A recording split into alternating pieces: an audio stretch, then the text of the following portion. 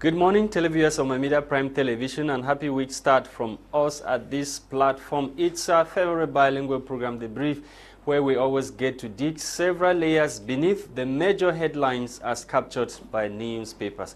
Our papers today in Cameroon, they are telling us about what the nation is waiting for. Nation in suspense as President Paul Biya appoints 30 senators to add to the 70 that were proclaimed winners by the Constitutional Council recently. We shall also talk about the fallout of the presidential plan for the reconstruction and development of the northwest and southwest regions of Cameroon, as a steering committee chairperson was in the southwest region of Cameroon recently to evaluate works done so far. We shall talk about that and many other headlines as captured by newspapers this morning, and also security or insecurity in the city of Yaoundé, with many persons being killed in some neighborhoods. Some newspapers are also taking keen interest in what is actually happening in the nation's political capital. Etape Quentin is here with me this morning.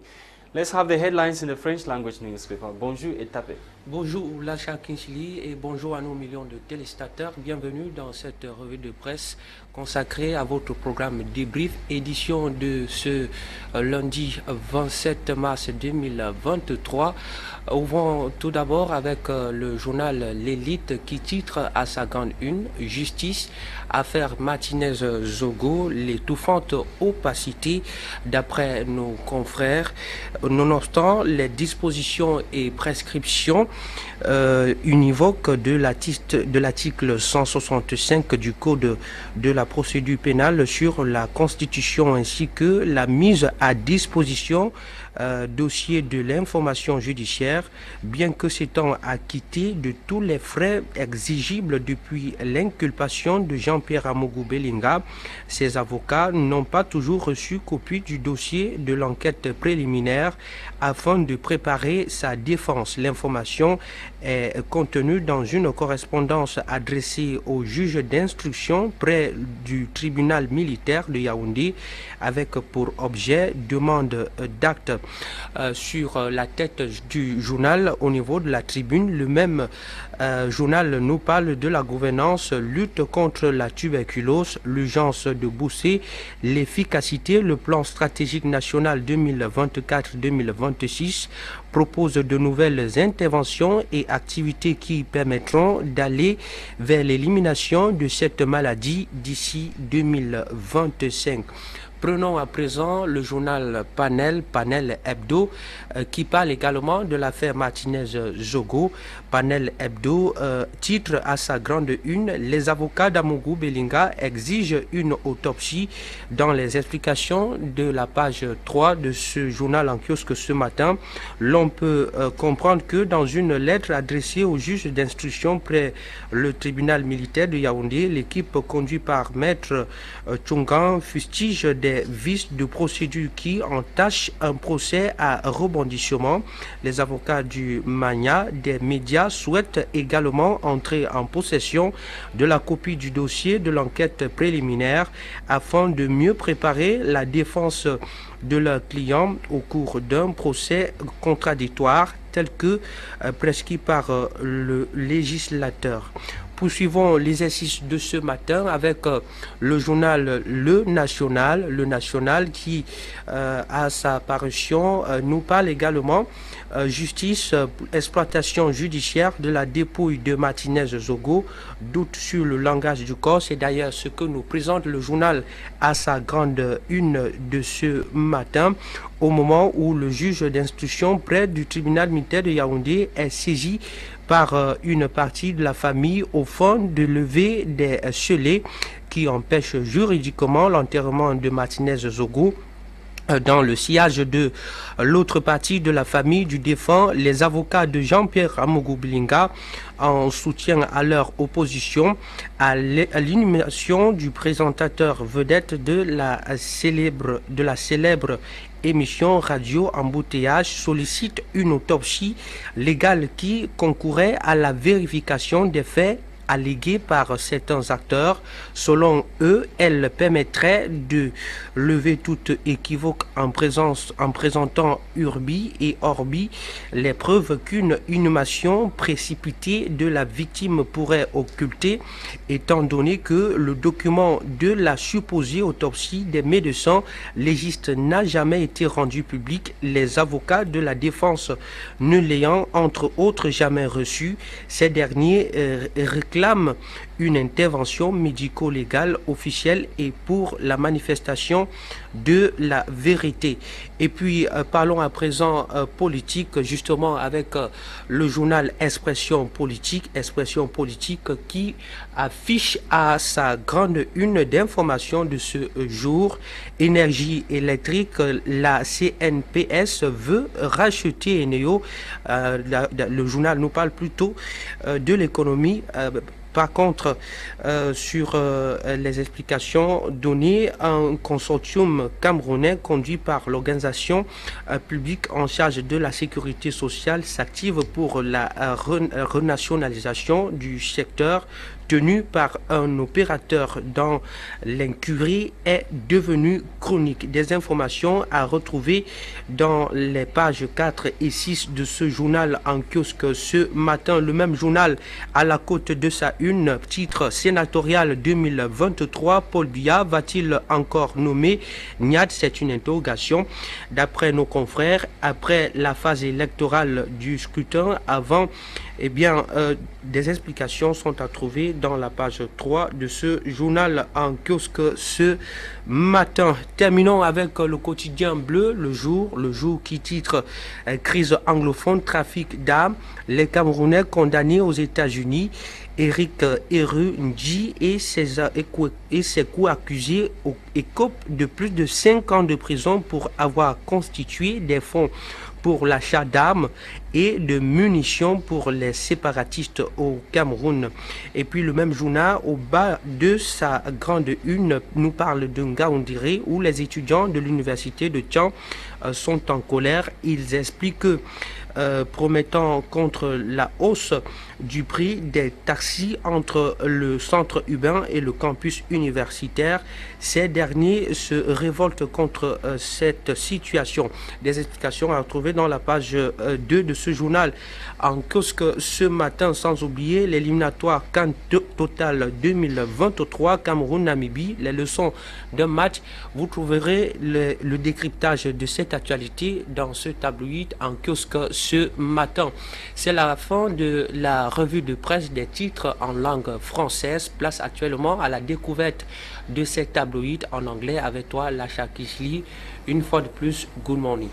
Bonjour, une fois de plus, Etape, Quentin. Good morning. Once again, televiewers on my media prime television. Let's kick start rapidly with the Guardian Post newspaper this morning, which is interested in what the nation is waiting to get from President Paul Biya. Nation in suspense as Biya appoints 30 senators this week. Digging further, anxiety is increasingly growing amongst Cameroonians in general and those aspiring to become senators in particular, as the head of state, President Paul Biya, is expected to appoint 30 senators this week. 3 will be appointed from each of the country's 10 regions to make the 30. They will add to the 70 elected senators to complete the list of 100 senators from the 3rd legislature at the upper house of parliament, in keeping with section 215 sub 3 of this electoral code of Cameroon. President Paul Biya has to make his choice of 30 senators to join the 70 other elected or others elected through indirect universal suffrage known within the 10 days following a proclamation of the results by the Constitutional Council. Full details on page 3 of this edition of the Guardian Post newspaper. Let's talk about the outing of Dr. Nick Nguyen regarding political parties in Cameroon.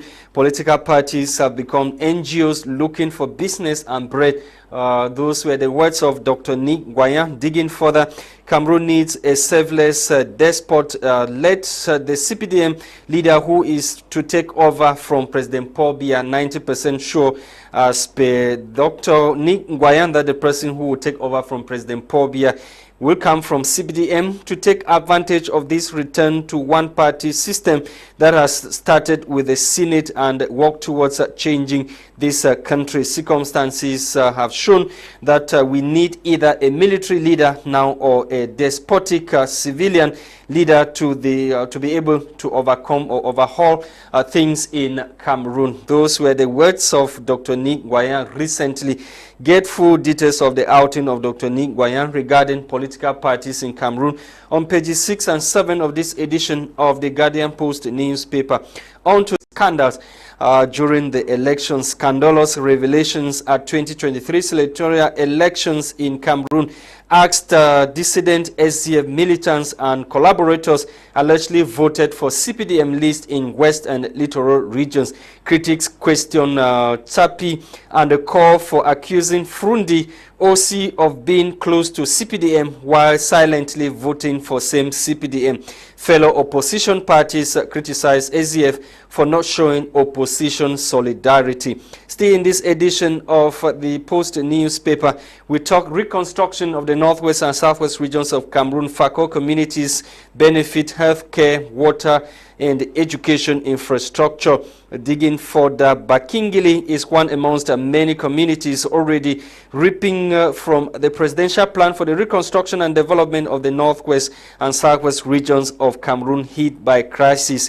And of course, this paper is telling us that aside villages or village located in west coast of the country, or the seaside village located in the west coast subdivision, Fako division of the southwest region, now has a hospital that has brought health care closer to its over 6,000 inhabitants. The facility is amongst many structures visited on Wednesday, March 22, 2023 by a team of government officials led by the chairman of the steering committee of the presidential plan for the reconstruction of the northwest and southwest region, Balungeli Confiance Ebune, who doubles as the director of civil cabinet at the prime minister's office. He was accompanied by the deputy national coordinator of the PPRD, Njong Donatus, governor of the southwest region, Bena Okalia Bilai, and president of the southwest regional assembly,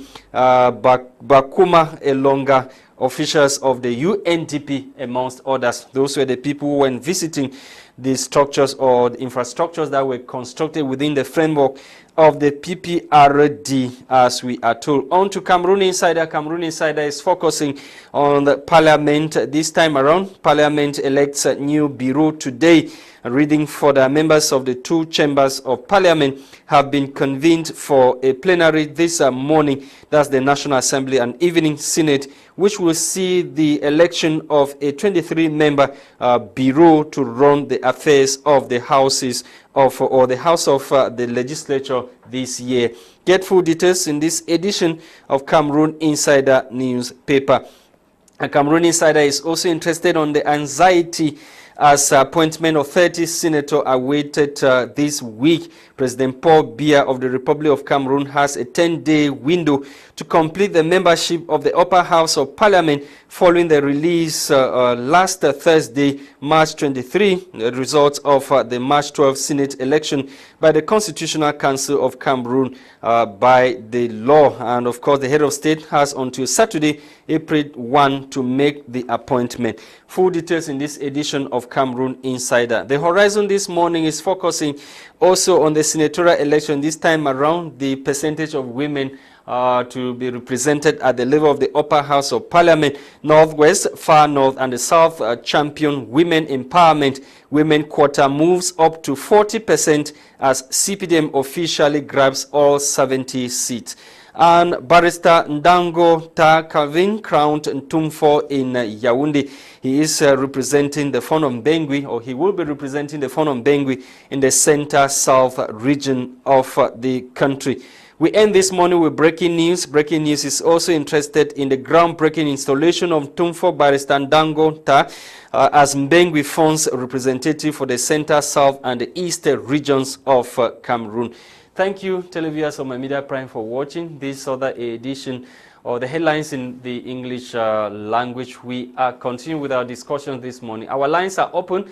You can call us and tell us what you think about some of the major headlines that newspapers have for us this morning. Alex Ndive is already joining us while we await the arrival of Alex Ngepi, who is a former militant of the MRC political party, of Professor Maurice Kamto, who will be joining us in the studio this morning for us to talk on some of the burning issues. We begin with Alex Ndive, who is already there. Alex, Metro Alex, good morning and welcome. Good morning, Mr. Lasha. Good morning, Mr. Etape. Good morning to your team. Good morning to the beautiful people of the Cameroons. I'm so impressed. The line is so clear today. I hope it remains that way. And it's always a pleasure to be on your program. Yes, Metro Alex, you are a leader of a political party, and this one now is a bullet that was shot at you guys by Dr. Nick Ngwaya, saying that political parties in Cameroon have become NGOs. They are looking for business and bread from government. To me, there's nothing strange about what is happening in the Cameroon. Always made this clear from time immemorial that in the Cameroons we don't have opposition; they don't exist. But you happen to be one of the leaders. System. One party system means simple. This is it. If there's multi-party, it's in theory. Yes, there's multi-party. You can create a party. That's what we have in Cameroon. But until you challenge the political party, the ruling CNU rebranded CPDM, until you challenge them to come closer to them, then there's no multipartism. Multipartism is in theory, and we have to make it to be practical. So far, it has not been practical because the ruling CNU rebranded CPDM, they have got absolute majority. But Metro Alex, let me cut you short there. Absolute majority is dictatorship. The essence, which I will say this even to my CPDM brothers and sisters, it is nice sometimes to have opposition to check the ruling party. If we have absolute majority, it means the ruling party can do anything that they want to do. So in a democracy, you are happy to have checks and balances. If the ruling party have at least 60%, the opposition should have 40% to check them. But we think when we have absolute majority, our party have won. It's not good for democracy. Democracy is there to check the ruling party. What are you doing with that money? But if you give absolute majority to a party, it's dangerous. It's not good for any country on earth, not only in Cameroon, in the entire universe. People want that system that if the ruling party won an election, the opposition to have a certain level of votes that they can check the ruling party. Unfortunately, we think, oh, we are CPDM, we have won everything. It doesn't help anything. At the end of the day, if you give me absolute majority, I might do whatever I want to do. Metro Alex, let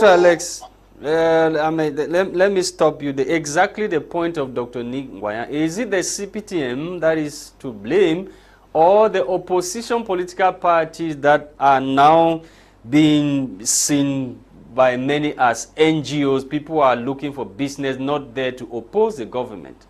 Who is to blame? The point is, I would not blame the opposition. I wouldn't blame the government. The system is, they have made people to believe we mix politics and business, conflict of interest. We have made it, if you don't thank the head of state, I've been watching presidential plan for construction, no, it's not presidential plan, it's the ruling CPDM party plan. So we have made that politics of personality called that people believe if you don't survive or you don't go through the head of state, you cannot do anything in Cameroon. It's a country. If you read the constitution of Cameroon, we are equal. But unfortunately, what we are doing in practice, we are not equal. At the end of the day, Mr. Bia is a human being, is a head of political party. There is a government. I don't like to see headlines saying presidential plan for reconstruction. No, it's the ruling CPDM political party plan for reconstruction. It's not presidential plan. So we have made our country to think that you have to bow down to Mr. Biya in order to survive. However, President Ahijo was there, he's not there today. One day Mr. Biya will not be there too. So we should stop these things. It's the people, us people. They keep on pretending, and Mr. Biya is not a fool. When you come and praise Mr. Biya that you have never seen, you have never touched Mr. Biya's hand. Mr. Biya laughs at you because he knows that you're begging, you want a favor. That's why you're singing his praises. Because there's no need for people who don't know Mr. Biya, keep on singing, we thank the head of state. You don't thank your mother, you don't thank your wife or family. You thank Mr. Biya that you have never seen. Mr. Biya is not a fool. He knows all of you. You're begging the people who do those things. And at the end of the day, we should distinguish a government from business. In Cameroon, in Africa, not only in Cameroon, we mix business with politics on how to govern a country. We should distinguish that. We should love a country. We should love our country. I understand you say, Dr. Ningwanyam said, a military ruler or whatsoever. Mr. Biya is a military ruler. He's head of state. He's #1 military man, #1 sportsman. So we don't need another military because Mr. Biya is already the military. Military doesn't mean putting on a uniform. He is #1. He's controlling the armed force. He is a military ruler. Okay. Maitre, let's talk about the appointment of 30 more senators. We're talking about 70 already elected and all from the ruling CPDM political party. What is your piece of advice? I know President Paul Biya is watching you at this time. What is your own piece of advice to President Paul Biya when it comes to the appointment of these remaining 30 senators? We were talking about check and balances, that it is necessary for the ruling CPDM party to allow maybe a 40% opposition to check what they are doing, their actions. What will you tell President Paul Biya? Mr. Lasha, if you read Article 20 to 24 of the Constitution of Cameroon and you see senators, so whether they appoint them or what are their duty, what are their functions, what are their functions? How do they help a common man in Cameroon? How do they help? I've looked at their duty. It doesn't help. It doesn't give you water or electricity. It doesn't give you good road. It doesn't give you good hospital. So at the end of the day, it's just an appointment to employ you to gain employment. I listened to what the head of the Constitutional Council said, that the election was peaceful, transparent, legal. My point is, when there is crisis in the Northwest and Southwest, and you go and have an election there, the Constitution of Cameroon makes it clear that the sovereign people, everybody have to vote. Is it possible to go to Northwest and Southwest and have a fair election? Can everybody, the opposition, can they move freely in the Northwest and Southwest? No. The only party that have got powers to move freely in the Northwest and Southwest is the ruling CNU rebranded CPDM. There is no other political party. So the election was not free. It was not transparent. It was not legal if you read the Constitution of the Cameroon. What also brought my attention is that we have 10 regions. They say we have to have 10 senators in all the regions in Cameroon. My problem is, if you go to the south of Cameroon, south, if you look at the south, what's their population? About 700,000, blah, blah, blah. If you look at Northwest, it's almost 2 million. If you look at Marwa, Garwa, other provinces, Adamawa, they are almost approximately more than 2 million. So how come that in Cameroon, you have 10 senators equal in all the regions when the populations are not equal? So you see, there's a problem in the constitution of our country. You cannot give the same 10 senators in south of Cameroon, while Littoral is out. You have 10 senators. These people are supposed to represent the population, a constituency. But in Cameroon, you are giving equally when the population is lesser in some area. So we need to go and look in our constitution and redraft it. There's a lot wrong with it. And the ruling CPDM political party, it favors them. They don't care. And again, It's very important that we understand how do you have 10 in each region. Region doesn't have the same population. Some regions, they need to have more senators than other regions. Even to me, as I said, I'm questioning what are the function of the senators to me. I don't know what are they doing. How does it benefit a normal man? How does it benefit flooding? How does it benefit what? I don't know what their job is. I've read the Constitution of Cameroon. They are there to give certain, ameliorate certain laws, but I don't know how it helps a common person at the end of the day. And if there's something that's taxpayer funded, if it's not helping our society, then you have to maybe dissolve obliterate the institution if it's not helpful to our people. Yeah, later, Alex, let's talk insecurity in nation's political capital, Yaoundé. Every day, not every day, recently we saw a young lady who was killed. It's a university student in Yaoundé. She was killed and the cops found in a neighborhood in Yaoundé. And this is coming shortly after another lady was reportedly killed after she alighted from her bus at the level of van in Yaoundé. What do you have to say to these new developments in the city of Yaoundé? Crimes on the rise. To be honest, Mr. Lasha, the function of a government is to maintain law and order, enforce law, provide security. That is the job of a government. And when a government cannot provide that, it means the government has failed. I'm speaking here 2 weeks ago. My cousin was murdered in Yaoundé. He was buried about a week ago. At the end of the day, I want to hear who are the people, who is that murder? Has the person been arrested? Has the person in jail? One thing is, if people kill people, then you don't convict them. They are not in prison. It means we are working with killers in the street. It's very important that if people commit murder, the criminal justice system should arrest them and put them in prison. We cannot go on forever because I'm saying this in quotes. In quotes, the way the government of the Cameroon behave is as if they are partner in crime. When somebody kills somebody, look at Martinez Zogo. Why do we go on and on and on and on forever? They have arrested some people. They should be in court. They should have their day. They should try them. Why is Awudu Brandon in prison? What is he doing there? He shouldn't be there. It's either you charge him, put him for trial and let him go, or you put him in prison. The way we operate in Cameroon, those liberty are important. To me, I know most people won't like it. The other man is echo. Why are you keeping them in prison? Don't keep them there. It's either there's a case against them, you try them, you convict them, or you let them go. That's how a criminal justice system works. When you keep them there, you make us civilians, Cameroonians, who are not in government, you make us believe that you are part of the criminal activity. Leave them away, free them, or you convict them. I don't see why. Why do you keep people for 1 year? Why do you keep, how do you call him again, Mebengo? Why do you keep them there?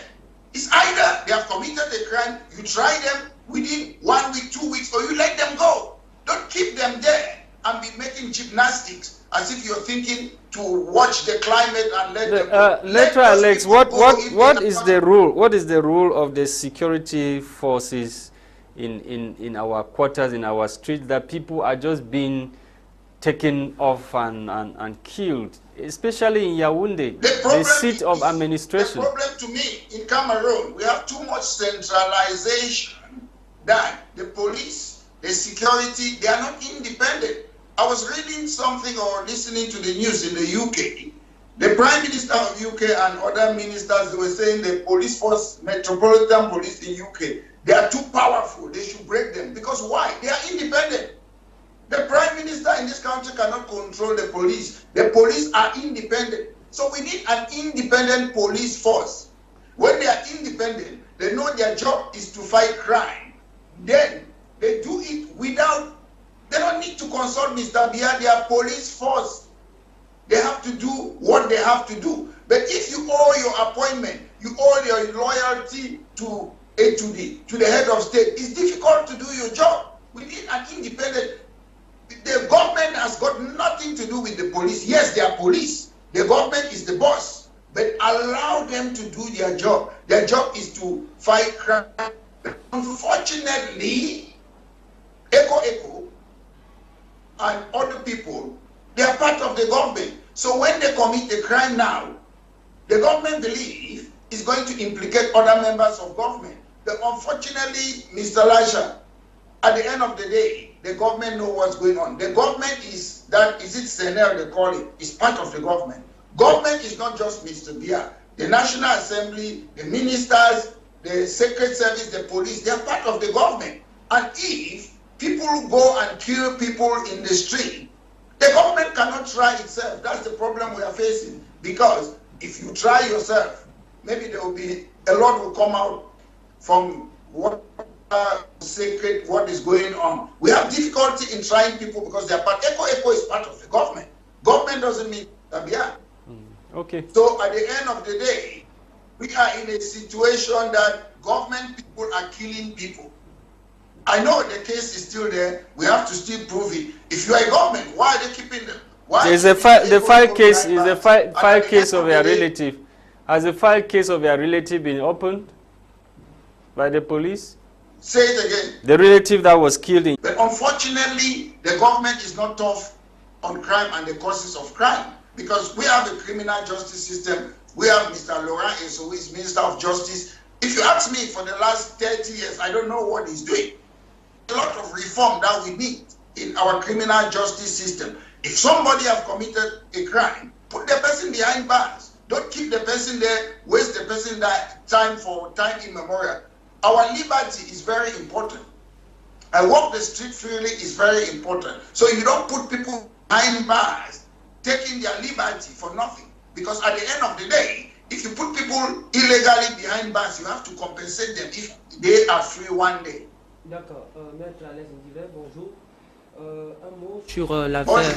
Voilà, un mot sur l'affaire Martinez-Zogo. Selon les dernières informations, les avocats d'Awudu Brandon exigent une autopsie légale.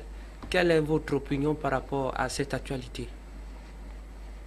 The word autopsy legal in every country, including Cameroon, when somebody is murdered, you have to investigate it. You have to, there's something we call death certificate. They have to put the cause of crime there. So I'm surprised that we are talking about autopsy legal. It is natural in every country, including Cameroon. But Metro Alex, let me stop you there. You're talking about autopsy that is legal in other countries, including Cameroon. But the problem we have in Cameroon is securing the crime scene. When crimes happen, people just get into the crime scene. How do you get an autopsy that would not implicate people who are not the real criminals? The point is, at the end of the day, autopsy is, forget the crime scene. I will come there. Mr. Martinez-Zogo have been murdered. You can have an autopsy, the cause of death. You can have that. It's very important. Then again, crime scene is important because sometimes you need to have certain forensic evidence. But at the end of the day, for the case of Mr. Martinez-Zogo, we don't really need that. He has been murdered. He was murdered in a setting, I don't know whether, is it a crime or how do you call it? He was murdered there at the end of the day. We know that he was murdered there. We know the people who took him in that building. We know the owner of that building. So in the case of Martinez-Zogo, we don't really need that scene, the crime scene. It's good for every criminal case. You need to know what happened. But at the end of the day, we have sufficient evidence to convict people who murdered Mr. Zogo. We have enough evidence. The problem is, if we don't have enough evidence, that's when we'll be dealing with the crime scene. We need forensic. There's enough evidence. We know the people who killed that man. Everybody knows. But unfortunately, I'm saying it, I don't have evidence. I must make this clear. Unfortunately, there are government members who are implicated in the killing of Mr. Zogo. That's why it's taking that long. Because if you bring it to court, it's going to implicate people who are in government. That is the problem. And again, The crime scene is very important in everything. You have to secure it normally in everything. But particularly in the case of Martinez Zogo, we have enough evidence. So we don't really need that. And again, anybody, any person who passed away in Cameroon legally, the death certificate, they have to write it that this person died of what? Natural causes or what? It is there on the death certificate. So what is on the death certificate of Martinez Zogo, it is very important. It's not about the lawyer asking for legal autopsy. Normally, the laws of Cameroon allow you, when you're passed away, there should be a death certificate and the cause of your death should be in that death certificate. I don't know how many people have seen the death certificate of Martinez Zogo. Because death certificate, birth certificate, marriage certificate is something that is open to the public. Okay. Meta, let's we end with this last headline in Cameroon Insider newspaper, talking about Parliament Bureau today to elect new bureau. Today Parliament meets today to elect a new bureau, and the paper is questioning. Some of the newspapers are questioning if Marseille Nyat will be appointed again by President Paul Biya, if Kavayege will still be the House Speaker for Lower House of Parliament. That's a question many newspapers are asking this morning. Mr. Lasha, I'm on your program to answer questions, but let me ask a question. Whether it's Kavaye or it's Mr. Lasha, what change does it make? Does it change anything? It doesn't. Whether you're the next speaker, Mr. Lasha, does it change anything in Cameroon? It doesn't change anything. What are the functions of a parliamentarian? Do they have anything? For 6 years, we have had this problem, the Anglophone problem fighting. Has the parliamentarians ever debated in parliament? No. So what is the function? What are they doing there? It's just creating job for your friends. It's just about nepotism. It doesn't matter who is there, whether Nyak is there, Kabaye is there, it doesn't matter. Look at Kabaye's career, Vice President of National Assembly, more than 40 years he has been there. What changes does he bring? It's there for his family and his friends. So to me, it's not important. To Cameroonians, it's not important. What Cameroonians need is electricity, it's water, pipe-borne water, it's good road, good hospital. These people you're talking about, whether they elect Nyat or Kavaye, when they are sick, they come to the Western world to treat themselves. So how do they help people when they don't trust their own hospital in Cameroon? They don't trust their own hospital. So at the end of the day, do we need a parliament? We don't need it. If the parliament functions the way it functions, better cancel the parliament, let Mr. Biya rule, and we take that money and help the people in our society, rather than putting people there who have got nothing. They are not useful for the public. They are wasting taxpayers' money. In Cameroon, if you don't have a Senate, you don't have a parliament, it's not going to make any difference because they are not there for the people. They don't work for the people. What about the laws? What about the laws that they vote? Are you telling me that they will stop voting laws and authorizing presidents to ratify certain treaties? Mr. Lasha, if they vote laws, so what has that got to do? What laws do they vote? Do they vote law that electricity should be all over Cameroon?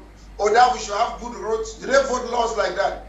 Or that, what laws do they vote? Law doesn't mean anything. Laws are made by men. And at the end of the day, there are good laws and there are bad laws. I want to tell you, name me, Mr. Lasha, I want to know one law that benefits the people of the Cameroons. I don't know any law that they have ever voted since I was born in that country. So, making law, what laws? Laws on how to arrest people, to keep Mebengo, laws to keep them behind bars without trial. Is that the laws that they are voting for? I want to see a country, if somebody has committed a crime, you either charge the person, you try the person, or you let the person free. So they are voting for laws, dictatorial laws that Mr. Mugo Aberinga, we might hate him, I don't know him, but why is he behind bars? He should be charged. And either he's guilty or he's not guilty. What's Mebengo doing behind bars? For how many years? What Polycarp Ababa doing there? Yes, they have charged them, they say they have committed a crime. In law, they should vote for law that if you commit a crime, they should free you or they should put you behind bars. We should know why you're there. So that's very important. So they are voting for laws that are keeping our people behind bars. We need to know why Amugu Belinga is behind bars. He should stand before a jury, he should be charged, or he should be free. So Okay. they shouldn't be voting for law. Our time is up, Netra Alex, our time is up. Thank you for participating this morning. Unfortunately, Alex Gepi could not join us this morning. Traffic held him down. He could not be with us in the studio, hoping that he joins us some other time. Thank you so much, televiewers on My Media Prime, for watching the very first edition of the program for the week, produced for us by Christain. Tebong, Etape, Quentin was here with me for the presentation. We are hoping to be back tomorrow for yet another edition of the program. Bye-bye for now.